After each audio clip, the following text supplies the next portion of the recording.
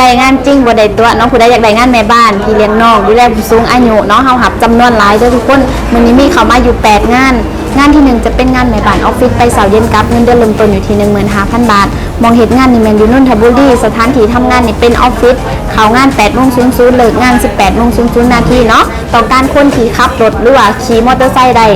มีวันหยุดอยู่8วันเนาะต่อเดือนและส่วนงานที่2จะเป็นงานดูแลผู้สูงอายุเงินเดือน15,000 ถึง 16,000มองเห็นงานนี่แม่นอยู่พหลโยธินมีในจังอยู่หาคนบ่มีสัตว์เลี้ยงเฮ็ดอยู่พ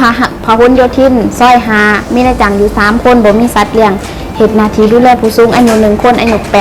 89ปีเนาะขี้ลืม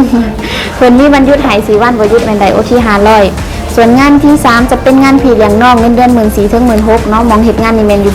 พุทธมณฑลสาย2มีในจังอยู่หาคนบ่มีสัตว์เลี้ยงเฮ็ดหน้าที่เบิ่งน้อง2คนอายุ2ปีดูแลทุกอย่างในส่วนของน้องเลยเนาะส่วนงานที่4จะเป็นงานแม่บ้านทั่วไปอันนี้มองเฮ็ดงานนี่แม่นอยู่จรัญสนิทวงศ์46เนาะมีในจังหาคนบ่มีสัตว์เลี้ยงเด้อหน้าที่ก็คือทำความสะอาดบ้านทั่วไปซักผ้ารีดผ้าเด้อส่วนงานที่5จะเป็นงานแม่บ้านพี่เลี้ยงน้องเงินเดือน 13,000 ถึง 15,000เนาะมองเฮ็ดงานนี่แม่นอยู่เมกะบางนามีในจังอยู่4คนบ่มีสัตว์เลี้ยง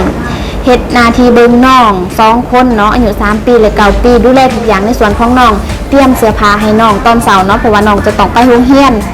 มีวันหยุดให้4วันบ่หยุดแม่นได้โอที500ส่วนงานที่